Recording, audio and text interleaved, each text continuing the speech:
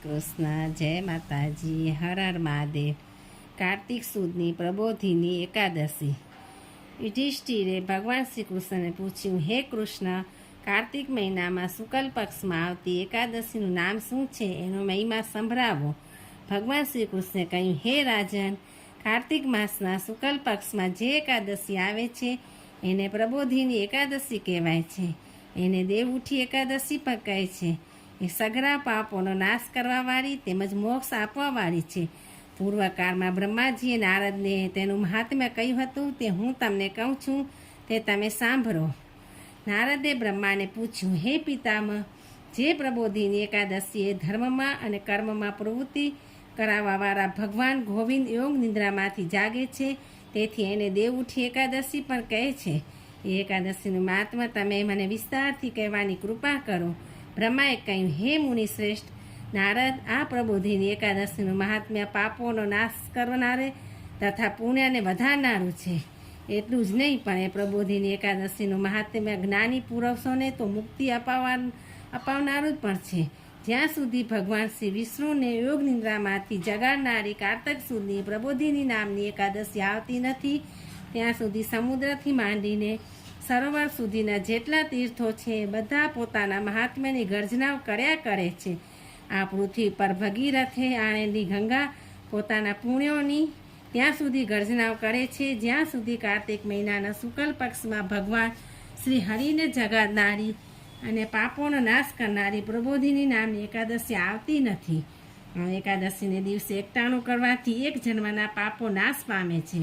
એ દિવસે ઉપવાસ કરવાથી 1000 અશ્વમેઘ યજ્ઞો અને 100 રાજસૂય યજ્ઞ કર્યાનું ફળ મળે છે.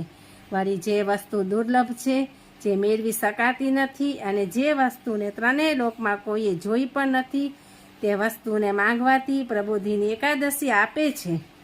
વળી આ એકાદશીને દિવસે ભક્તિભાવપૂર્વક ઉપવાસ કરવાથી એ વ્રત કરનારને ઐશ્વર્ય, સંપત્તિ, ઉત્તમ બુદ્ધિ, રાજ્ય તથા સુખ આપે છે. એટલું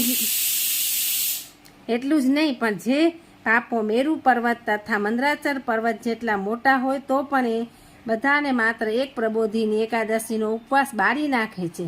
તે જ પ્રમાણે હજારો પૂર્વજન્મોનું ભેગું થયેલું પાપ પ્રબોધિની એકાદશીનું વ્રત કરીને રાત્રે જાગરણ કરવાથી અગ્નિ જેમ રૂના ઢગલાને બાળી નાખે એમ એ સઘળા પાપોને બાળી નાખે છે. જે મનુષ્ય પ્રબોધિની એકાદશીનું વિધિપૂર્વક વ્રત કરીને થોડુંક પણ પુણ્ય કરે છે તો પણ એ પુણ્યનું ફળ મેરુ પર્વત જેટલું મોટું થઈ જાય છે. તેમજ જે મનુષ્ય પ્રબોધિની એકાદશીનું વ્રત કરીને એ વ્રત નિમિત્તે મેરુ પર્વત જેટલું મોટું પુણ્ય કરે પણ એ વિધિ વગરનું હોય તો તેનું ફળ અતિ સૂક્ષ્મ મળે છે. એટલે વ્રત અને પુણ્ય વિધિપૂર્વક કરવું જોઈએ. જે મનુષ્ય સાચા મનથી પહેલાં ધ્યાન કરે છે અને પછી પ્રબોધિની એકાદશીનું વ્રત કરે છે, તેમના પિતરો નરકના દુઃખોમાંથી છુટકારો મેળવીને ભગવાન વિષ્ણુના ધામમાં જાય છે. વળી જે મનુષ્ય પ્રબોધિની એકાદશીનું વ્રત કરીને ભગવાન વિષ્ણુની પૂજા કરે છે અને એ નિમિત્તે જાગરણ કરે છે, તેના બ્રહ્મહત્યા જેવા ઘોર પાપો પણ ભગવાન ધોઈ નાખે છે. વળી અશ્વમેઘ વગેરે યજ્ઞો વડે મનુષ્ય જે દુર્લભ ફળ મેળવે છે, તે જ ફળને પ્રબોધિની એકાદશીના વ્રત વળી અશ્વમેઘ યજ્ઞો વડે મનુષ્ય જે દુર્લભ ફળને મેળવે છે, તે જ ફળને પ્રબોધિની એકાદશીના વ્રત નિમિત્તે જાગરણ કરીને મનુષ્ય અનાયાસે મેળવે છે. તેમજ સર્વ તીર્થોમાં સ્નાન કરવાથી જે ફળ મળે છે, તેમજ સોનાનું તથા પૃથ્વીનું દાન કરવાથી મનુષ્ય જે ફળ મેળવે છે, તે જ ફળને પ્રબોધિની એકાદશીએ જાગરણ કરનાર મનુષ્ય મેળવે છે. જે મનુષ્ય પ્રબોધિની એકાદશી વ્રત કરે છે, એના ઘરમાં ત્રણેય લોકના તીર્થો નિવાસ કરે છે. કાર્તિક મહિનાના શુક્લ પક્ષમાં શ્રી હરિની યોગ નિંદ્રામાંથી જગાડનારી પ્રબોધિની એકાદશી આવે છે, તે ખરેખર પુત્રો અને પૌત્રોને આપનારી છે.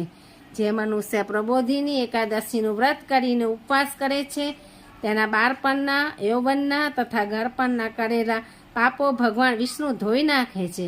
વળી એકાદશી ધન ધાન્યને આપનારી, પવિત્ર તેમજ સર્વ પાપોને દૂર કરનારી હોય શ્રેષ્ઠ છે. જે મનુષ્ય પ્રબોધિની એકાદશીએ વ્રત કરીને ઉપવાસ કરે છે અને તે દિવસે ભગવાન વિષ્ણુનું ભગવાન વિષ્ણુનું પૂજન કરે છે એને કોઈ પણ દુર્લભ હોતું નથી. ચંદ્રના ગ્રહણમાં દાન વગેરે પુણ્ય કરવાથી જે ફળ મળે છે તેનાથી 1000 ગણું ફળ પ્રબોધિની એકાદશીએ વ્રત કરીને જાગરણ કરવાથી મનુષ્ય પ્રાપ્ત કરે છે. વળી પ્રબોધિની એકાદશીએ સ્નાન, દાન, જપ, તપ, હોમ, સ્વાધ્યાય તેમજ શ્રી વિષ્ણુનું પૂજન કર્યું હોય તો સગરું કરોડ ગણું ફળ આપનાર થાય છે. વળી જે મનુષ્ય ભગવાન વિષ્ણુના ભજનમાં તત્પર રહીને કાર્તિક મહિનામાં પારકા અન્નનો ત્યાગ કરે છે એને ચાંદ્રાય વ્રતનું ફળ મળે છે. તે જ પ્રમાણે જે મનુષ્ય શાસ્ત્રોનું પઠન, પાઠન, ચર્ચા વગેરે કરીને કાર્તિક મહિનો પસાર કરે છે તે પોતાના સર્વ પાપોને બાળી નાખે છે અને 10,000 યજ્ઞો કાર્યનું ફળ મેળવે છે. કારણ કે કાર્તિક મહિનામાં શાસ્ત્રોની કથાઓ કહેવાથી તેમાં સાંભળવાથી ભગવાન વિષ્ણુ જેટલા પ્રસન્ન થાય છે એટલા યજ્ઞો, દાનો તથા જપ વગેરે કરવાથી પ્રસન્ન થતા નથી. જે મનુષ્યો શુભ પુણ્ય કર્મથી યુક્ત રહી ભગવાન વિષ્ણુની કથા કહે છે અથવા તો સાંભળે છે, તેમાં શાસ્ત્રોના એક અથવા અડધા શ્લોકને પણ કહે છે અથવા તો કોઈની પાસેથી સાંભળે છે તો તે 100 ગાયોના દાન કર્યાનું ફળ પામે છે. એ જ કારણને લીધે કાર્તિક મહિનામાં ભગવાન શ્રી વિષ્ણુની સામે શાસ્ત્રોનું વાંચન કરવું જોઈએ અથવા તો સાંભળવા જોઈએ. જે મનુષ્ય માત્ર લોક કલ્યાણ માટે જ ભગવાન વિષ્ણુની કથા કહે છે તે મનુષ્ય પોતાના 100 કુળોને તારે છે. તે જ પ્રમાણે જે મનુષ્ય કાર્તિક મહિનામાં વિશેષ કરીને ભગવાન શ્રી વિષ્ણુની કથા સાંભળે છે તે 1000 ગાયોના દાન કર્યાનું ફળ પામે છે. તે જ પ્રમાણે જે મનુષ્ય પ્રબોધિની એકાદશીને દિવસે ભગવાન શ્રી હરિની કથા સાંભળે છે તે મનુષ્ય 7 બેટોવાળી પૃથ્વીનું દાન કરવાથી જે ફળ મળે છે તે ફળને પ્રાપ્ત કરે છે. એમાં સંશયને સ્થાન નથી. વળી જે મનુષ્ય ભગવાન વિષ્ણુની કથા સાંભળ્યા પછી કથાકાર પુરાણીનું પોતાની શક્તિ અનુસાર પૂજન કરી દક્ષિણા આપે છે તેમને મૃત્યુ પછી અક્ષય અવિનાશી લોક પ્રાપ્ત થાય છે. વળી જે મનુષ્ય ગીત, ભજન અને ધાર્મિક પુસ્તકો વાંચવામાં કે ધાર્મિક કથાઓ સાંભળવામાં કાર્તિક મહિનો પસાર કરે છે એનો પુનઃજન્મ થતો નથી. જે મનુષ્યો કાર્તિક માસમાં ગીત, ભજન, ધૂન, કીર્તન વગેરે વાંચિત્રો સહિત કરે છે તેમજ ભગવાન વિષ્ણુની કથા ભક્તિભાવપૂર્વક કહે છે તે મનુષ્ય મૃત્યુ પછી 3 લોકમાં બિરાજમાન થાય છે. કાર્તિક માસમાં પ્રબોધિની એકાદશીએ ઘણા સુવાસિત પુષ્પોથી, અનેક પ્રકારના સ્વાદિષ્ટ ફળોથી તેમજ કપૂર, અગર, ચંદન તથા કેસર વડે ભગવાન શ્રી વિષ્ણુની પૂજા અવશ્ય કરવી જોઈએ. કારણ કે તેથી મનુષ્ય પુનઃજન્મ પામતો નથી. પ્રબોધિની એકાદશીના દિવસે ધનની કંજુસાઈ ન કરવી જોઈએ. કારણ કે એ દિવસે દાન વગેરે કરવાથી અસંખ્ય પુણ્યની પ્રાપ્તિ થાય છે. પ્રબોધિની એકાદશી વ્રત કરીને એ નિમિત્તે જાગરણ કરવાથી દરેક મનુષ્ય મન, વચન તથા કર્મથી જે કંઈ પાપ કરે છે તે બધા ભગવાન વિષ્ણુ ધોઈ નાખે છે. એટલું જ નહીં પણ એ વ્રત કરનાર એના સેંકડો જન્મના ઉત્પન્ન થયેલા બધા જ પાપોમાંથી છૂટી જાય છે. પ્રબોધિની એકાદશીને દિવસે વ્રત કરીને ઉપવાસ કરવાથી ભગવાન વિષ્ણુને ખૂબ સંતોષ થાય છે. એમનું પૂજન કરવાથી અગણિત પુણ્ય મળે છે અને વૈકુંઠ ધામની પ્રાપ્તિ થાય છે. વળી એકાદશીએ જાગરણ કરવાથી અનેક પ્રકારના પાપો એ પણ બળી જાય છે. વળી એકાદશી દિવસે જાગરણ કરી શ્રી વિષ્ણુ ભગવાનને શંખમાં પાણી લઈને અનેક પ્રકારના સ્વાદિષ્ટ ફળો તેમજ દ્રવ્યો લઈને ભગવાન વિષ્ણુને અર્ધ્ય આપવું જોઈએ. સર્વ તીર્થોમાં સ્નાન વગેરે કરીને તેમજ સર્વ પ્રકારનું જે પણ ફળ મળે છે તે 11ના દિવસે ભગવાનને અર્ધ્ય આપવાથી તે ફળ મળે છે. સર્વ તીર્થોમાં સ્નાન કરીને જે ફળ મળે છે તે એનાથી કરોડ ગણું વધારે ફળ મનુષ્ય પ્રબોધિની એકાદશી દિવસે શ્રી વિષ્ણુ ભગવાનને અર્ધ્ય આપીને મેળવે છે. વળી વિષ્ણુ ભગવાનને અર્ધ્ય આપતી વખતે વસ્ત્રો વગેરે અર્પણ કરી પૂજા કરવાના ગુરુદેવની અવશ્ય પૂજા કરવી જોઈએ. તેમજ વિષ્ણુ ભગવાનની પ્રસન્નતા માટે તે ગુરુદેવને દક્ષિણા પણ આપવી જોઈએ. જે મનુષ્ય કાર્તિક મહિનામાં શ્રી વિષ્ણુ શ્રીમદ ભાગવતનું પાઠન કરે છે, તેમ પુરાણનો પાઠ કરે છે તેને એક કરોડ જેટલું પુણ્ય ફળ પ્રાપ્ત થાય છે. જે મનુષ્ય કાર્તિક મહિનામાં શાસ્ત્રોનું વાંચન કરે છે તેને અને એકાદશીનું વ્રત કરે છે તેના સઘળા પાપો બળીને રાખ થઈ જાય છે અને મૃત્યુ પછી અવશ્ય મુક્તિ પામે છે. વળી જે મનુષ્ય કાર્તક મહિનામાં તુલસીના પાનથી ગરુધ્વજ શ્રી વિષ્ણુનું પૂજન કરે છે તેને શ્રી મધુસૂદન શ્રી વિષ્ણુ ભગવાન અત્યંત પ્રસન્ન રહે છે. વળી હે દેવર્ષિ નારદ, જે મનુષ્ય કાર્તિક મહિનામાં અગત્યાના પુષ્પો વડે જનાર્દન શ્રી વિષ્ણુ ભગવાનને પૂજે છે તો તેના દર્શનથી નરકનો અગ્નિ ઓલવાઈ જાય છે. તે જ પ્રમાણે જે મનુષ્ય કાર્તિક મહિનામાં અગત્યાના પુષ્પો વડે પુરુષોત્તમ શ્રી વિષ્ણુ ભગવાનને પૂજ્યા હોય તો સૂર્ય, ચંદ્ર તેમજ દેવતાઓ જે ઉત્તમ ભોગો ભોગવે છે એવા ભોગો પુરુષોત્તમ શ્રી વિષ્ણુ ભગવાન એને આપ્યા જ કરે છે. જે મનુષ્યો કાર્તિક મહિનામાં ભગવાન જનાર્દનને તુલસીના પત્રો અને પુષ્પો અર્પણ કરે છે તે મનુષ્યનું હે વસ્ત જન્મોનું એકત્રિત થયેલું સઘળું પાપ તે બળીને રાખ થઈ જાય છે. તુલસી દલ પુષ્પાણી છંતી જનાર્દને કાર્તિકે સકલ વસ્ત પાપ જન્માર્જિત દહેત.